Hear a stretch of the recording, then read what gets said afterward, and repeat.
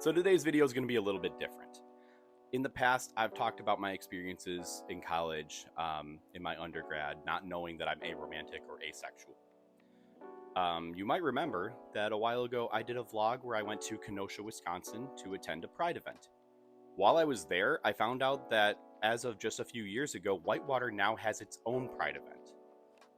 I haven't been back on that campus or in that town since probably around 2020. And at that time, I wasn't out as an asexual. I was still accepting that part of myself. I knew it, but I was still accepting it. And I didn't know that I was aromantic yet. There was a lot of pain when I was on that campus, not knowing those words or not knowing my experiences. It was the first town that I lived in without my family. It was my first time living on my own. It was only the second town I ever knew, because most of my life I lived in just one town with my family. We moved there when I was 11 months old, so I never knew anything before that. So today, I'm going to go there and celebrate how far my journey's come, but also I'm going to confront some locations and some of the events that shaped that time period for me and my journey. We're going to get some closure today.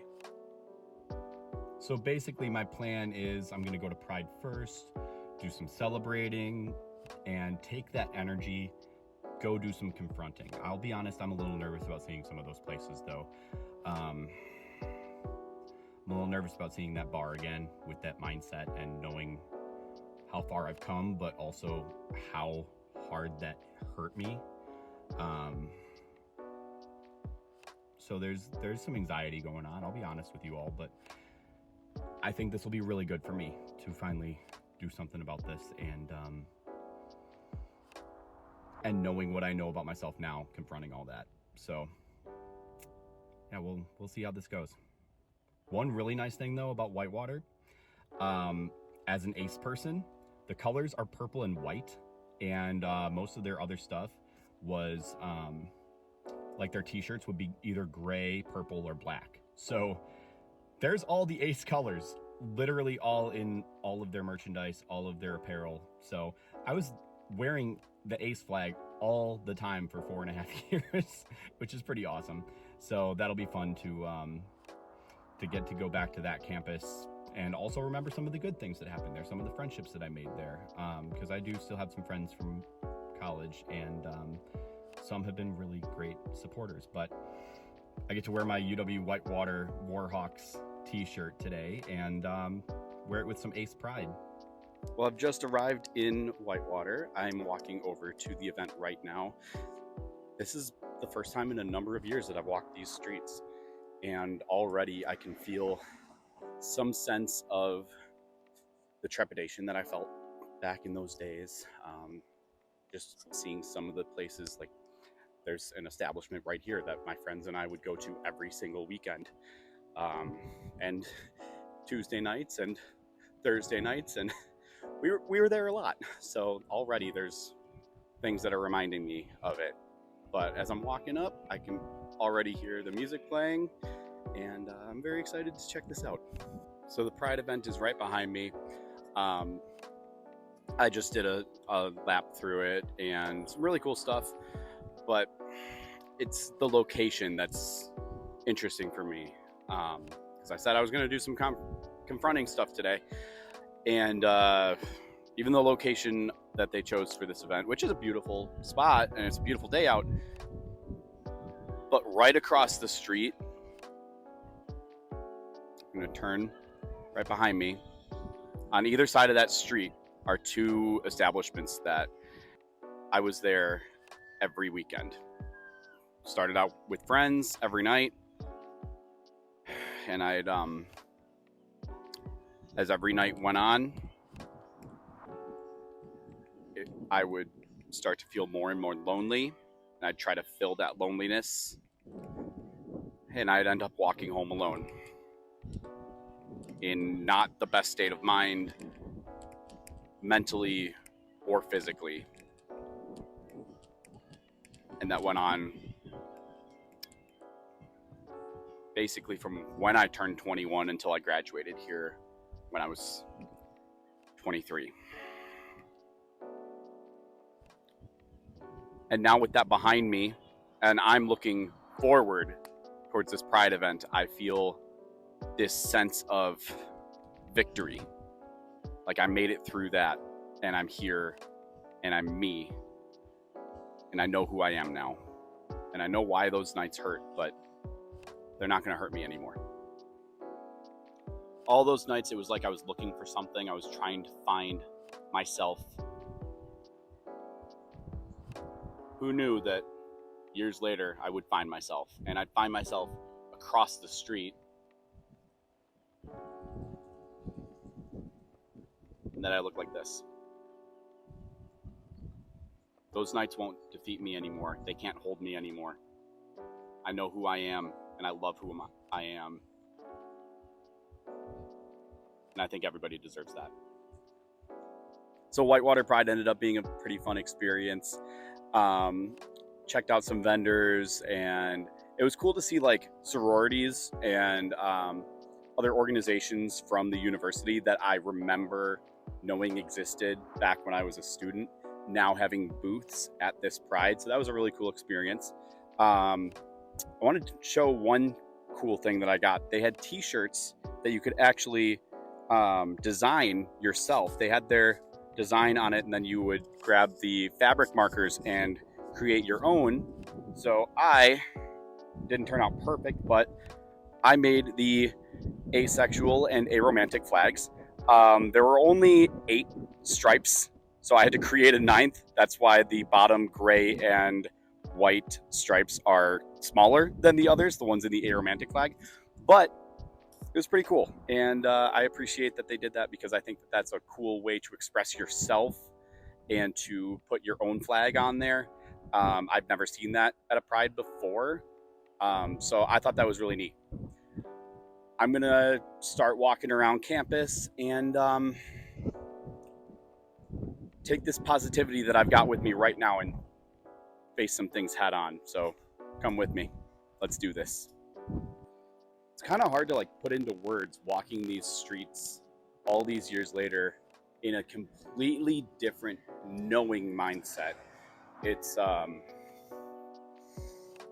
me that walked these streets in the past was in a very dark place, and it feels very freeing to be in this mindset and know who I am and have those words and have those proper experiences and have them make sense. So this is pretty surreal. So the place I'm staring at right now, right across the street from me here, this is the bar where I found my girlfriend at the time cheating on me, knowing that I was in the building, because we had just spoken, and we'd been fighting, but a lot of that stemmed from my not having sex with her. And there were some levels to my aromantic side to that as well. She'd already said that she loved me, and I hadn't said it back, because I knew that romantically I didn't love her. I thought maybe I would, but I knew at the moment I didn't. But no, we had been fighting. She tried to patch things up that night, but I told her that that wasn't a good night to do it, because I was there for a friend's birthday and I didn't even know she was going to be there. We'd both not been in the right state of mind. I went to the dance floor with some of my friends a little while later and found her there making out with and dancing with some guy I don't even think she knew. All because I didn't do it with her. And this was long before I knew that I was ace. And for a long time, I blamed myself. And I thought there was something broken about me, and maybe it was the first time that I thought that I was broken. It probably was the first instance where that truly crossed my mind, that maybe I'm broken because she doesn't operate the way I do, and this is a real problem for her. So to push her to that point, I thought there was something wrong with me. And looking at this place now and knowing there was nothing wrong with me at all is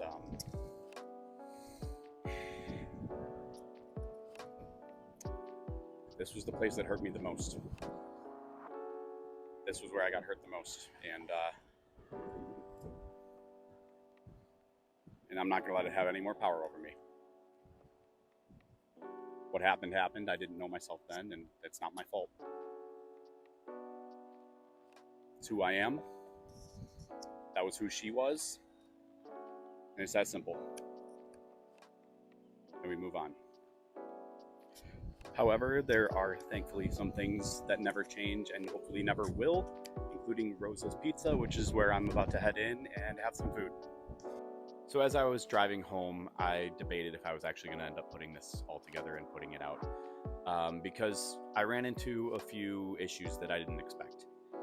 I had plans to go on campus and to go to the old dorm where I had that terrible roommate who used condoms on the wall as room decor, and I experienced all that culture shock, and had to basically face somebody that had no respect for my boundaries, and couldn't do that. I wanted to go to my old apartment on Main Street, which meant a lot to me living there.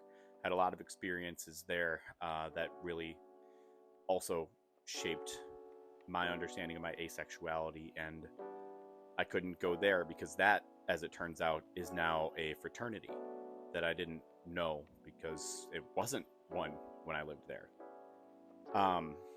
Because this weekend is apparently Parents' Weekend, so there was no parking on campus. Every lot was prepaid and sold out. I had no opportunity to do any of that. But I did drive past those places, and even that was pretty powerful. You know, that first roommate, that was the first person that I met there. And like I said, he had zero respect for my boundaries. I didn't have any experience with setting boundaries because I didn't know what that would be like. But that's just it. I had a lot of learning to do about what it is to set boundaries, and a lot of learning to do as far as, you know, people are different. I'm not like everyone else, but not everyone else is like me. Not everyone else is like each other. Everyone has their own experiences and their own boundaries and their own way of experiencing romance and sexuality that doesn't look like everybody else because it's their story, it's their journey, it's what they're comfortable with. So that was a learning experience, and I look at it that way now. I wanted to go to that old apartment because that was a place that we had a lot of friends over the years. We were there for 1 year, but that year we had a lot of friends come visit. One friend that visited a lot was a friend that attended Madison, University of Wisconsin. It's about 35 minutes from Whitewater, so it was a not terrible drive for her. But that was important to me because I would visit her, she would visit me. I thought for the longest time that I was romantically attracted to her. Same with a number of girls before and after her, because I didn't understand what romantic attraction felt like. What I was feeling was probably really strong, queer platonic attraction. but I couldn't differentiate it because I didn't have those words yet. All of this comes down to I didn't have those words yet. And I didn't have an understanding of the world around me and how it functioned differently than what I thought it did. I had an idea in my mind of what I thought the world was and what I thought people thought and what I thought people's experiences were.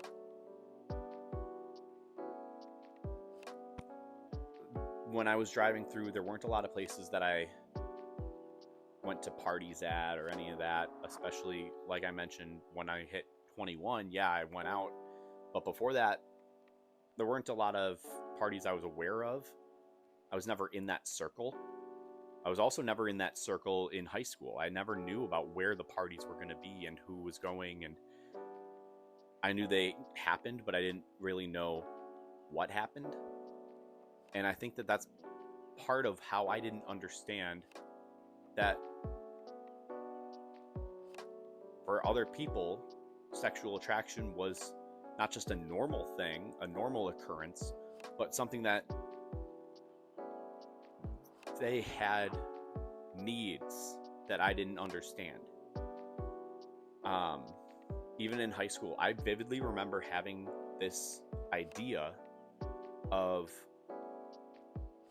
I didn't think anyone was having sex, except obviously the couple of girls that were pregnant in high school. I was like,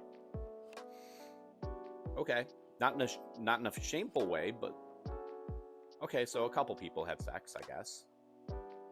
But literally, other than that, I had no idea. I don't know how I didn't know, to be honest, like looking back. But those things were probably discussed at those parties. Those things were probably happening even at some of those parties. I never knew about it. And in college, I didn't go to a lot of parties either. So I didn't really see that stuff head on until I started going out. And that's when the loneliness kicked in. That's when everybody was going off with somebody else. People were dancing with other people. They would always want to go out to the dance floor. That place that was right across the street from Pride, that's where we usually went. And they'd try to get me to dance with girls, and I didn't want to. I felt very uncomfortable doing that. Because it was always like, oh yeah, just go up to this girl and just start dancing with her. Well, I don't know her. That'd be awkward. I don't want to do that. It'd be uncomfortable. Oh, but it's okay. It's what everybody does. Doesn't make it okay. To me, that doesn't make it okay. And it was always something that I had no interest in. But the end result would be me walking home alone. And I'd be walking in that quiet and thinking about, what is wrong with me? Why can't I do this like everybody else does? So driving down those same streets, right along those same sidewalks that I walked home alone at 2:30, sometimes 3 o'clock if I stopped for a pizza on the way and was carrying a box of pizza home with me. That was probably going to be the other half of my breakfast. As I was driving down those streets,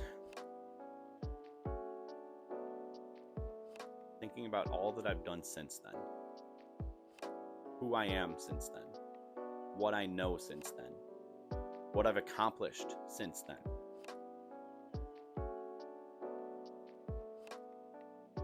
My heart goes out to that kid from 12 years ago, whenever it was.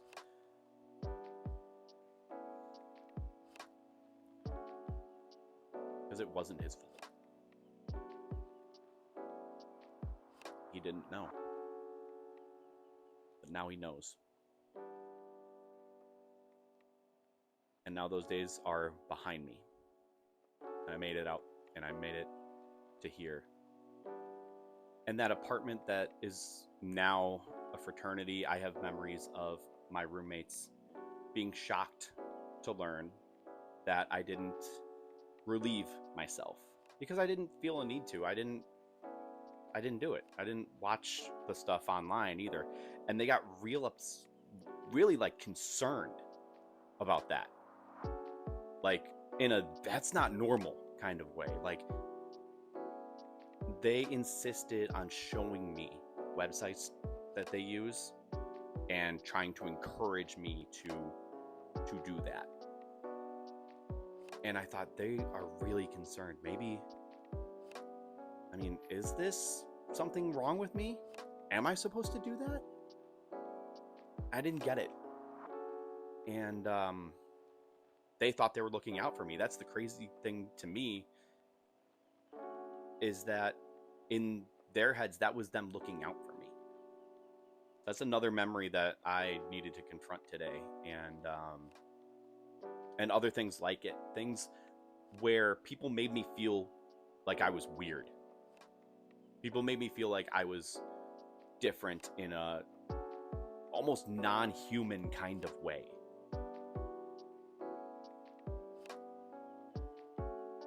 That was me. That was me. It still is me. And after all those years that I didn't, I can say now, I like me. And I'm glad I finally reached that point that I can say it. Thank you for joining me for this today. I didn't know what to expect, but I'm glad it went the way it did. And even though I didn't get to show some of the places and really take a moment there, I still think that it was a really good opportunity to heal. And I think that a lot of healing did happen. Today was interesting.